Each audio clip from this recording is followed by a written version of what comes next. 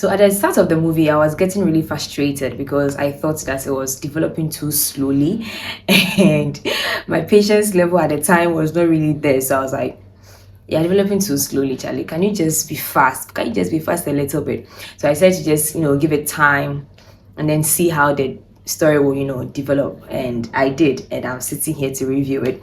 Welcome to the channel. My name is Beverly. Thank you so much for taking time to watch this review. Afàméfùnà is a movie. It was in cinemas last year, December, movie by Kayode Kasim, and now it's on Netflix for everyone to watch it. So let me just dive straight into the review. This movie is really different in terms of how the story was told, in terms of how the story unfolded and developed. Okay, it was like a present situation, then you give us a backstory, like take us into the past, bring us back into the present, take us into the past, and then it ended with the present. I think it was really a good way to tell the story, and it wasn't confusing. It was okay, the way this is developing, how certain things came out, you're like, hey, really, how, why, you get. But it was really nice, just following the story and how it developed and it unfolded. So before I touch on the characters, as I always do, I want to first appreciate the wisdom displayed by Kanayu's character. The man was wise. It was as if he was watching, he's not watching you. It was as if he knows what you are doing, he doesn't know what you are doing. He's just allowing you to make your mistakes. He's just allowing you to, do your stuff. But then he's there to guide and then give you the wisdom and the advice that you need. I really liked Kanayu's character. I did so much. He was a really good boss. As I'm not talking about character, so but as I'm on Kanayu, let me just say, it was a really good boss. So I appreciate the display of wisdom, that he showed in the movie. I appreciate the fact that the movie was, in a local Nigerian dialect, Igbo, centered an Igbo story, okay, and they spoke their language. You have no option. You have to listen to their language and use the subtitles to understand. I like how Nigeria is marketing, their culture. They don't shy away from it at all. They market it, and you have no choice than to, watch it. So I like that bit too. I like the community setting that they used. This is not flashy kind of a movie. Local story, local, the life of a very young guy who is trying to make it in life, and just do well as we all are, are trying to do. So I generally appreciate the entirety of the movie, the entirety of the story, the entirety of the cast, and then generally the storyline. I really appreciate it. So I'm going to move and touch on the main characters. So I'll start with Amake's character, played by Bridget Johnson. You said I'll start with Afam, right? Amake's character, played by Bridget Johnson. Is it love or just stupidity like that would make a lady have the kind of love, or as a mente ujai kind of a vibe for a guy? Because I did not understand Amake's love. I did not understand her at all. I mean, how do you stay with a guy who convinces you to steal from your father, and he runs off and he comes back and you go back to him? A guy who simply does not plan or think about the future of you both. You guys never talk about the future plans, nothing. And when Afam came back into the picture, I was like, why did you go back to Paul? She was like, it was the way he looked at me. The way he looked at you.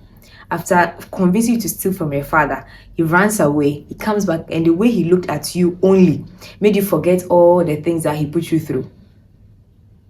What kind of love is that? The way the story developed, at a point I even thought that Amaka cheated. I was like, at what point did she cheat? Where? How did it happen?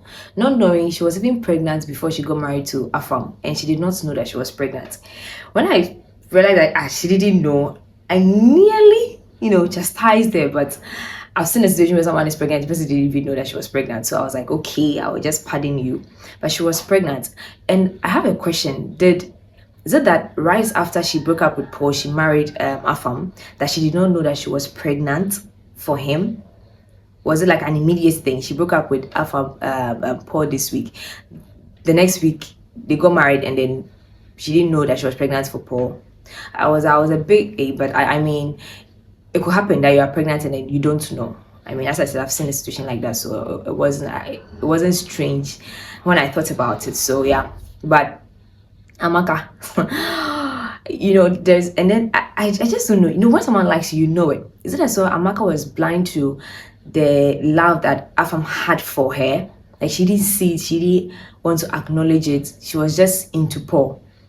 And there was a good, genuine guy somewhere, and you were just, following the bad boys, or what they say is that girls like bad boys. There are those sayings, so it's that's what Amaka, showed us in the movie. But please, we're not like that. We don't like just anything or just anybody. But I think that Amaka, embodied her character very well. She played her role well. If she had to cry, she cried. If she had to be sad, she was sad. If she had to, just be a daddy's girl, she was a daddy's girl. I like the relationship between herself and her father. They were like really, really, really, really close.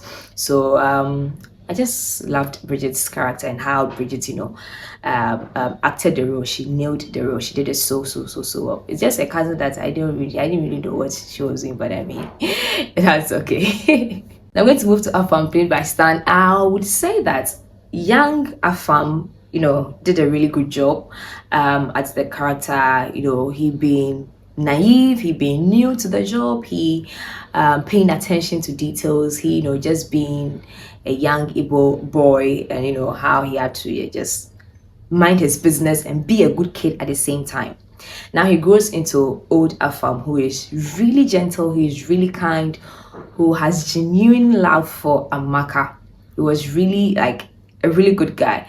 And when Paul and Amaka were dating and they were working at the same place, he gave them that space. He gave them that, gaba. Like, okay, you guys are together, let me just leave you. But after a long while, they progress in life. I mean, when Amaka's father settled him, I was really impressed and surprised at the same time, because for some reason they even thought that the settlement was going to be for Paul, but they get home and Afam's family is around and like, what's going on here? And then he's being settled. I like the idea of being settled, like you're given a shop, you are established, okay, for you to be your own boss, as an arm of the the business. I really like that that idea. But yeah, Afam did well. He progressed in life, and later on meets Amaka, the love of his life. He's loved this girl forever. And is it not,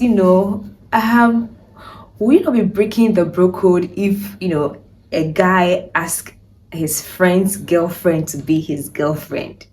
Like, Afam, you are bold though. Didn't he break the bro code with that question? And like, he didn't mind. And Afam knew very well that Paul was not the one for Amaka. Like, why would you want to be with Paul? That's why he asked him to asked her why. Like, why did you go back to this young one? So the way he looked at me, like, just that just made you forget every single thing. Anyways, but Afam, how can you just close your eyes, with no regard for Paul, and ask Amaka to be your girlfriend, knowing very well that she's dating the guy? No, be broke code that you are breaking with that. But anyways, he genuinely liked her, and he was not willing and ready to let this young girl go. Not again. Not again. I mean, when he even went to say hello to Amaka's father he wanted Afam to be with his daughter because he knows how good the guy is. So like, I see the way you are looking at my daughter, you better come and marry my daughter. Because it's like, Kana Yo's character did not acknowledge the fact that Amaka was dating Paul. He didn't even want to even think about it or come to that realization or even accept the fact that the daughter is with Paul. Like, that guy doesn't even exist. So if you want to marry my daughter, just come and do it quickly. You get. Now, they get married and then they are living, and Paul comes back into the picture and he's blackmailing Afam. Like, I didn't understand why he was blackmailing Afam. Hello, he's the one helping you here. He did not take anything that belonged to you away from you. I mean, he deserved the settlement, and he deserved Amaka. But Amaka was even lucky to be with Afam. You understand? So I didn't get the blackmail. I mean, Paul was not a straight thinking person. Like, he wasn't a correct guy. I just could not understand him. Someone is helping you and you are blackmailing him. And the issue that he said, if Afam doesn't give him money, he's going to expose him that he's not the father of the child. I was wondering why Afam was doing all he could to, keep this, under the carpet so no one would know. Was it like pride, or the fact that he just wanted to protect the young lady and have a conversation with her about how it all happened? Because at a point I thought she cheated, but then, like, why wouldn't you just let this thing come out? Your pride, your ego. Okay, we wanted to protect the woman. Okay, that's not bad. But I mean, he got tired of the blackmailing. He was like, I'm not going to pay again. And that led to Paul's death. So technically, he did not kill Paul. And we all saw that. And when that realization came, I was like, wow. Wow. This is how you guys are like telling us the story. This is how the story has unfolded. This is how Paul died. Oh, okay. Oh, okay. It was a really, really good way of solving the murder mystery. Like, the movie was just calm. It was just it wasn't like very that usual Nigeria, if I'm going to kill you, I'm going to kill you with all my energy and all my vibe. And no, it was just a calm, cool, collected killing. You understand? So I just liked how he revealed to us that Paul had been killed and he had nothing to do with it.